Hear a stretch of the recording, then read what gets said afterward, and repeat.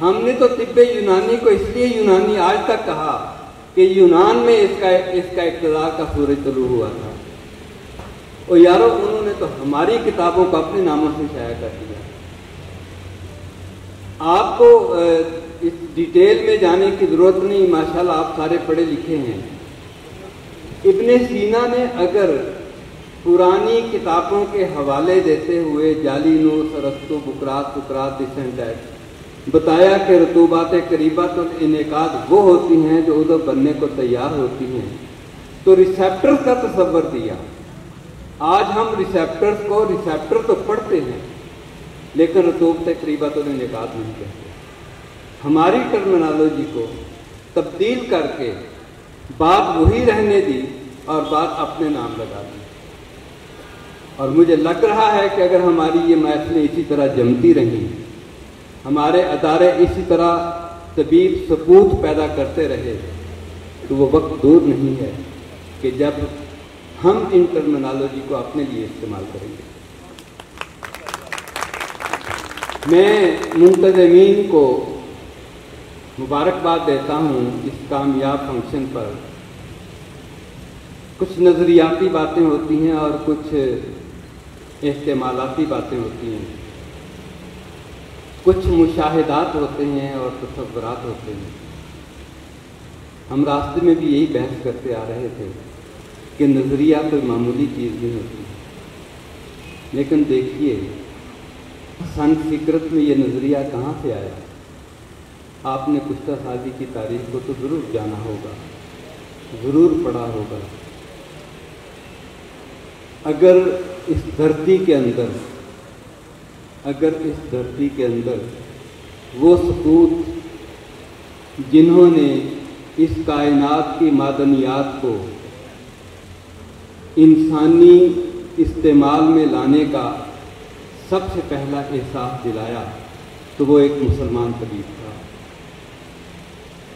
میں مانتا ہوں کہ اس طبیب کے بعد یہ دھرتی بانجھ ہو گئی کہ نئے طبیب پیدا کرے، لیکن آج کی یہ مجلس بتا رہی ہے کہ اس بانجھ دھرتی کے اندر بھی بہت سے نوموجود واقع ہیں۔ دوستو، ہم سلک الدرر پڑھتے ہیں، ہم سلک مروارید پڑھتے ہیں، ہم کشتہ سازی کی جتنی بھی کتابیں پڑھتے ہیں، کہیں اگر جا کر اس کا ریفرنس ملتا ہے نا تو کسی مسلمان طبیب کے ساتھ جا کے جڑتا ہے۔ میں متعصب نہیں ہوں، میں ہندو، مسلم، سکھ، عیسائی ان کے علوم کے اعتبار سے متعصب نہیں ہوں، لیکن میں یہ ضرور بتانا چاہتا ہوں کہ یہ ہماری میراث ہے، ہم اس کے امین ہیں، اور میں یہ شاباش دینا چاہتا ہوں کہ کوئی چھین کے دکھائے، کوئی اس کو ہم سے چھین کے دکھائے۔ مجھے اچھی طرح یاد ہے کہ والد صاحب کے ساتھ میں کشتہ سازی کیا کرتا تھا تو کشتہ ابرک بناتے ہوئے میرے ہاتھوں سے چھالے پڑ جاتے تھے۔ پہلے برف کے اولوں کے ساتھ اس کو باریک کرنا، پھر اس کے بعد کشتہ کرنا، پھر خلط کرتے رہنا، بڑا ایک مشکل عمل ہوتا ہے، لیکن آپ لوگوں نے تو بہت آسان کر دیا۔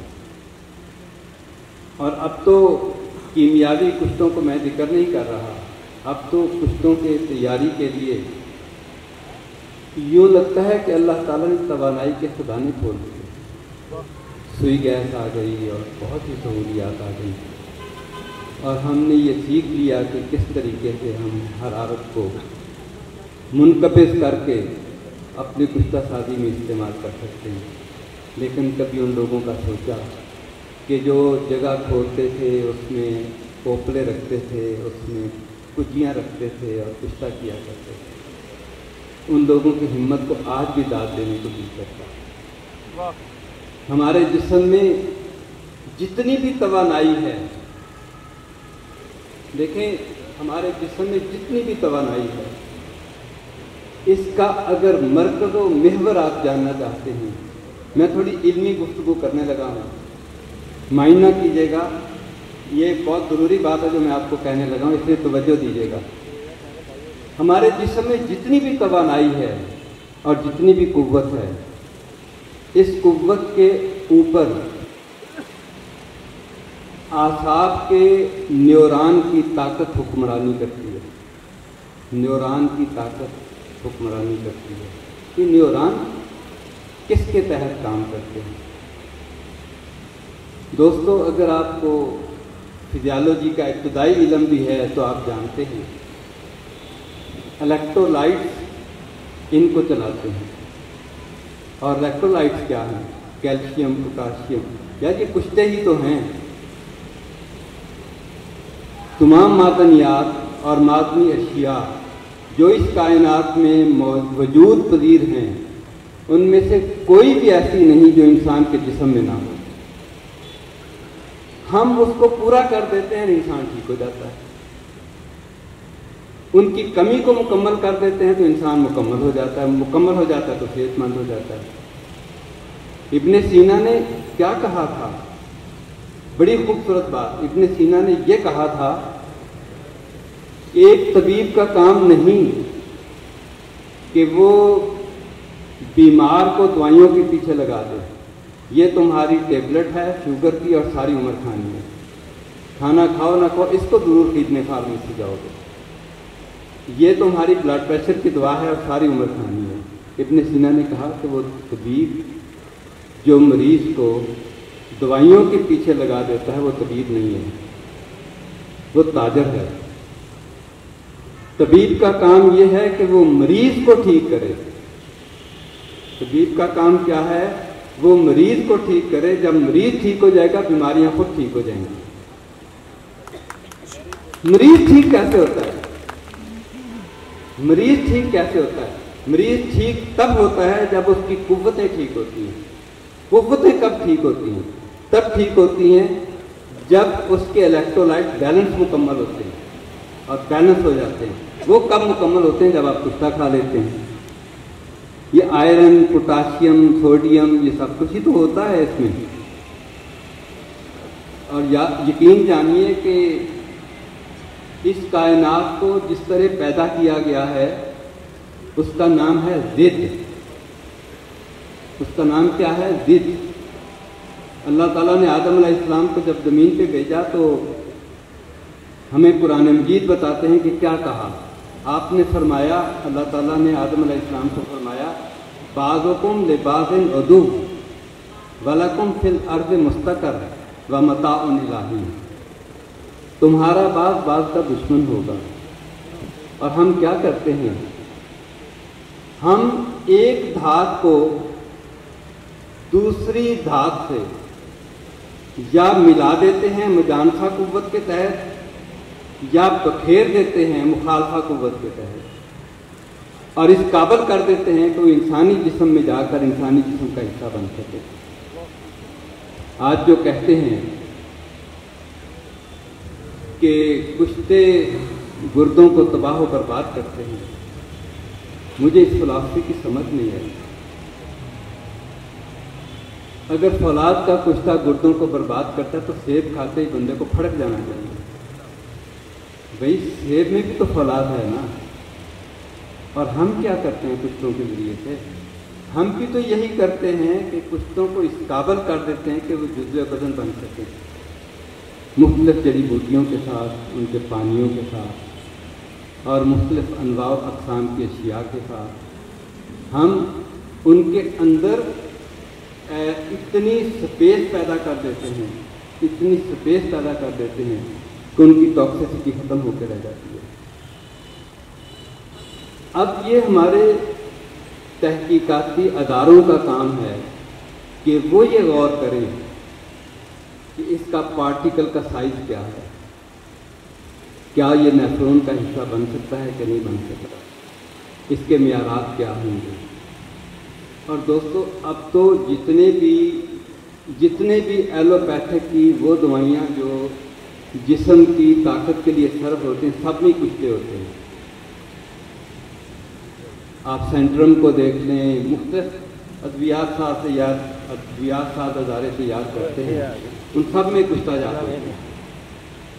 ہم استعمال کرتے ہیں تو وہ نقصان دہ ہوتے ہیں، وہ استعمال کرتے ہیں تو فائدہ مند ہوتے ہیں. اس تکنیک کی مجھے آج تک سمجھ نہیں آئی. ہمارے بنانے میں اگر کوئی کمی کوتاہی ہوتی ہے تو ہمارا سٹینڈرڈ خود بتا دیتا ہے. وہ سٹینڈرڈ جو مغرب کے ہیں ان سے کہیں زیادہ اپ ڈیٹ سٹینڈرڈ خود ہمارے اپنے ہیں. یارو ہم تو کشتہ فولاد کو پانی پر بھی ترا دیتے ہیں.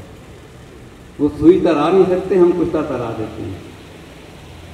اسٹینڈرڈ کی بات ہے کہ جس دوائی کو آپ سمجھو کہ پانی کے اندر حل ہو گئی ہے, سمجھ لو کہ خون کے اندر بھی حل ہو جائے گی.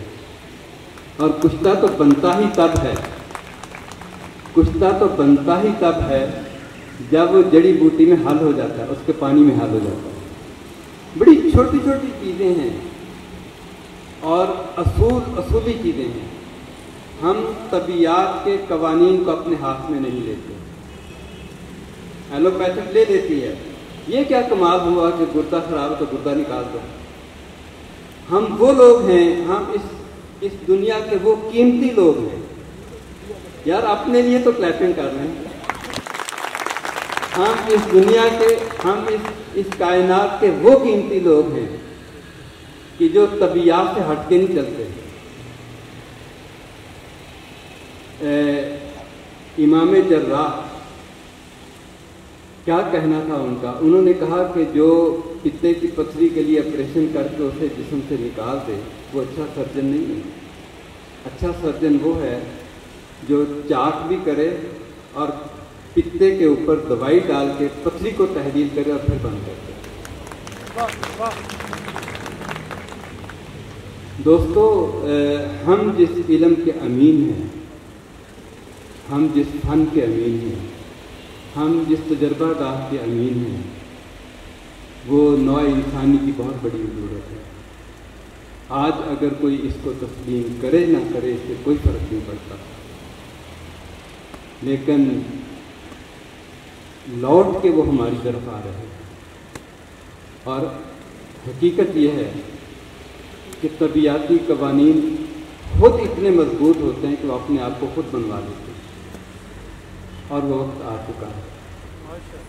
میں آپ کے اور سلیمی صاحب کے درمیان زیادہ دیر کے لیے حائل نہیں رہنا چاہتا. اور مجھے پتہ ہے کہ ظہر کی اذان ہو چکی ہے اور ہم سب لوگ نمازی ہیں, اور مجھے اندازہ ہے کہ کام لگ گیا ہو تو نماز بھی لیٹ ہو جاتی ہے. تو میں آپ کے اور کام کے, سلیمی صاحب کے اور نماز کے درمیان زیادہ حائل نہیں ہونا چاہتا. بہت سی باتیں ہیں جو آپ کو کہنے والی ہیں, بہت سے اسرار ہیں جو آپ سے مجھے سیکھنا ہے, اور بہت سے رموز ہیں جو میری خواہش ہے کہ میں آپ سے حاصل کروں.